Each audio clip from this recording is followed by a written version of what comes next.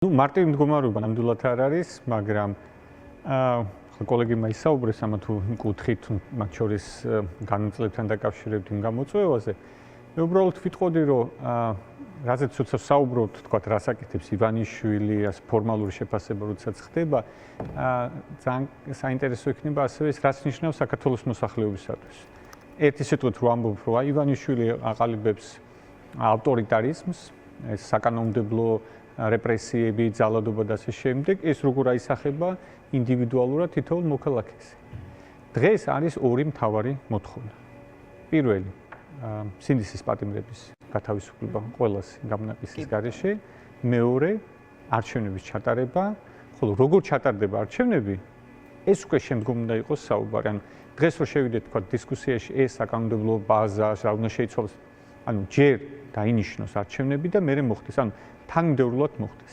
ის რაც ცვლილებები განახორციელეს, მე არჩევნებს ვეთანხმები, პირველი, ეს უსერიოზული პრობლემაა, რომელიც ზუსტად წინა 26 ოქტომბრის არჩევნებმა აჩვენა, რომ ეს კარუსელის, ანუ ტოტალური გაყალბების მექანიზმის ერთ-ერთი გამოვლინების მექანიზმი იყო და ზუსტად იგივე აქტივისტების, მედიის იქნება თუ სამოქალაქო სექტორის წარმომადგენლების დამსახურებით არის, რომ მთელი ქვეყნის მასშტაბით აჩვენეს ცალკეულ ბუნებზე რა პრობლემა იყო და სრული სურათი ერთ-ერთი, თქვათ, გაყალბების მექანიზმი.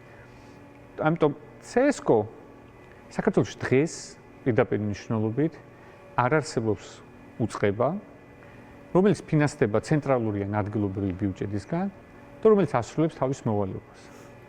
ეს ერთია, თქვათ, ამის განაცხადი, რომელშიც მე ვერ წარმომიდგენია საქართველოში ადამიანი, რომელიც თავის ქვეყანას და პირველ რიგში თავის თავს პატივს ცემს, ამ შეფასებას არ ეთანხმებოდეს და მეორე რას ნიშნავს საქართველოს მოსახლეობისთვის. ერთია, თქვათ, არჩევნებზე ვისაუბროთ, ერთია, თქვათ, თუ დავა გაქვს და პოლიტიკური საკითხიც არა, შეხარ სრულიად მარტო მიტოვებული, რომ თქვენ აქტიურად აშუქებდით გურის ამბებს, აჭარის რეგიონის ამბებს, ძის პროდუქტებთან დაკავშირებული ამბები. ანუ ეს ხო არ არის საკითხი, პოლიტიკური საკითხი, რა თქმა უნდა გახდა, მაგრამ ის ადამიანები, ვინც პოლიტიკურად აქტიურად არ არის, არ ამბობს, არ ფიქსებს თავის პოზიციას საჯაროდ შეხვედრებზე იქნება თუ სოციალურ ქსელებში, სოციალურ ქსელებში საჯარო არის და აქვს რაღაცა ილუზია, რომ მე ეს არ შემეხება, წარმოუდგენელია. როდესაც ჩვენ საუბრობთ ავტორიტარიზმზე, ჩვენ შეიძლება ვიდავოთ, რომელ საფეხურზე ვდგავართ, მაგრამ სადავ არ არის, რომ ყოველდღიურად დღეს მაგალითად, სანამ აქ მოვიდოდით გზაში, დააკავეს სრულიად უკანონოდ ინდიგოს ჟურნალისტი. შრეკა ჩაატარეს, ადამიანი პირადობაც აჩვენა, ჩანთაც გახსნა, უბრალოდ დანარჩენზე უთხრა, მე თვითონ გაჩვენებ ჯიბეს და იყო იქ მუქარა, გადაყვანა. ყოველ დღე გვესმის ესეთი რაღაცები. ეს არ არის უბრალოდ ისტორიის ფურცლებზე წაკითხული, იყო რეპრესიები, იყო ეს. ეს არის ყოველდღიური ცხოვრება, ხალხო. 23 წლიდან დაიწყო ეს განსაკუთრებით 28 ნოემბრის შემდგომ ყოველდღიურ რეჟიმში ვართ ეს. ანუ ეს არის ივანიშვილის რეჟიმის მიერ შექმნილი, როგორ აისახება ყოველდღიურ ცხოვრებაზე ადამიანების.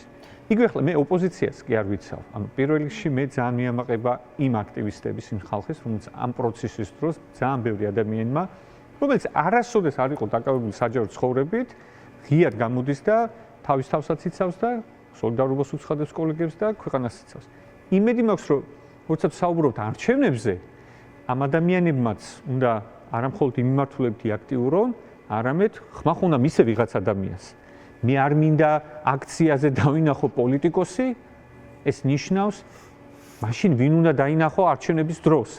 და ის ადამიანები, რომლებიც პროცესმა შექმნა, მე ვფიქრობ, რომ კიდევ ერთხელ მორიგი ნაბიჯი წინ უნდა გადადგან, როგორც ქვეყნისთვის, ასევე კოლეგებისთვის, რომ ისინიც პოლიტიკურად აქტიური იყვნენ, იმიტომ რომ დღეს სხვადასხვა არჩილმა ახსენა მე მგონი ეს ნაწილი, ხო, რომ კი, ახსენე ბევრი რაღაცა.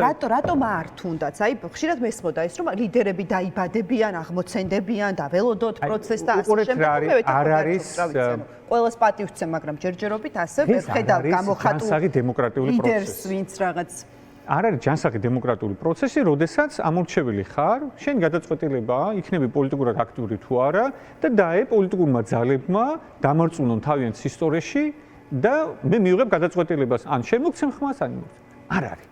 რატო არ არის მედია ფინანსურად მდგრადი? იმიტომ რომ ბევრი ობიექტური პრობლემა არის. რატო არ იქნება ისეთი პარტიები, რომელიც ყოველთვის თქვა ოპოზიციურად განწყობილის მისაღები იქნება? იმიტომ რომ არ არის გარემო პირობა. 24 საათიანი დეзинფორმაცია მუშაობს. თუმცა ეს არა მარტო 28 ნოემბრამდე იყო, იქამდეც ასე იყო. ხდება შენ ნათესავების, ახლობლების რეპრესია და ასე შემდეგ. ამიტომ ამ პროცესში ყველა უნდა ავიღოთ ჩვენი პასუხისმგებლობა. ის ვინც უკვე პოლიტიკურად აქტიურია, რა თქმა უნდა, მისი პასუხისმგებლობა ბევრად უფრო მაღალია, ვიდრე რიგითი ამორჩეულს, რომელიც ყოველდღიურად გმირივით აპროტესტებს თბილისში იქნება თუ სხვაგან. ამიტომ ეს გარემო როდესაც გააქვს, ანუ ჩვეულებრივ პროცესს არ უნდა უყურო, იმიტომ რომ ჩვენი ინდივიდუალური, ვისაც სურს იყოს დამოუკიდებელი ქვეყნის მოქალაქე, კონკურენტულ გარემოში იყოს, თვით რეალიზება მოახდინოს, თავისი აზრის გამოხატვის უფლება ჰქონდეს, მისი პირადი მომავალი და ქვეყნის მომავალი ურთიერთკავშირში არის. ხვალ არის მზეამაღლობელის მორიგი სასამართლო პროცესი. რასაც ხედავთ დაკავების დროს, სასამართლო პროცესის დროს სრული სიყალბე. ანუ ხო გადასარევად, ეს არის სხვათა შორის, მე კომუნისტების დროს დავიბადე, ამას სხვაგან ვსვამობ, მაგრამ პატარა ვიყავი და არ მახსოვს რომ დავიწყე ბავშვობაში რეალურად მაინც ეროვნული მოძრაობა იყო მშობლებისგან ამხრივაც კათანაბებისა, როგორც მოსახლეობის უმრავლესობა და სულ დამოუკიდებელი საქართველოს მესმოდა. მაგრამ დღეს როდესაც ამ რეჟიმში ვცხოვრობთ, ერთადერთი რაც კაფეო და ნათელი ყველასათვის აღარ არსებობს საიდუმლოება. აღარ არსებობს შეთქმულების თეორია. იმიტომ აკეთებს ივანიშვილი ამას, რომ უნდა სრულ განსხრომაში იყოს. ის ხალხი, ვინც მის გარშემო არის, ისინი არიან ძალაუფლების ილუზიაში. თქვენ როგორ გონიათ, კობახიძე რეალურად არის პრემიერი? ან ღარიბაშვილი იყო რეალური პრემიერი, რომელმაც საშობაოდ ბარათები დაარიგა ხალხს პრემიერის სახელით ულოცავდა იმას და 2 დღეში განცხადება დაწერა წასვლაზე. ან ყველა არის ილუზიაში. ან ლილუაშვილს შეხედეთ. მადლობებს უხდიან. დიდი მიღწევები გაქვს. შენი გამოცდილება გჭირდება რეგიონის განვითარებისათვის და მეორე დღეს რაღაცაზე ვერ შედგა. ამიტომ აღარ არსებობს საიდუმლო. ყველამ ყველაფერი იცის. ამიტომ პირველი ივანიშვილმა ეს იცის. მის გარშემო ვინც კი შემოიკრიბა უკვე ტოტალურად ლოიალობას და ღიად მოთხოვს, ეგრეც არის საზოგადოებრივი მაუწყებლობის სამეურნეო საბჭოს ხომ არ გახსოვთ, ყველამ დააფიქსირა პოზიცია, ყველას აიძულეს რომ დამუქრებოდა საკუთარ თანამშრომლებს, ისევე როგორც ყველა სხვა სისტემაში. ამიტომ ის ხალხი ვინც ცდილობს რომ აი ეს აქტიურია და კი ცუდია არ მომწონს, მაგრამ ყველას ეხება ეს. ამიტომ გამოვიდნენ ისინი მოჩვენებით ილუზიაში, ციფრული ეპოქა არის, ყველამ ვიცით ვინ რაზე არის პასუხისმგებელი და რა უნდა ივანიშვილს. არ უნდა ეს საქართველოს დამოუკიდებელი. არ უნდა. არ წარმოუდგენელია მისთვის ქვეყანა იყოს დამოუკიდებელი. ეს ამოსავალი წერტილია და მივიღოთ ეს რეალობა რომ მე არ დავიწყოთ თუ კიდე რა გააკეთებს? უარეს გააკეთებს თუ მისცემს საშუალებას? ოღონდ შენს ხარჯზე გააკეთებს ამას. და არა მარტო სხვების ხარჯზე. ყველას სიცოცხლესა ჯანმრთელობის ხარჯზე.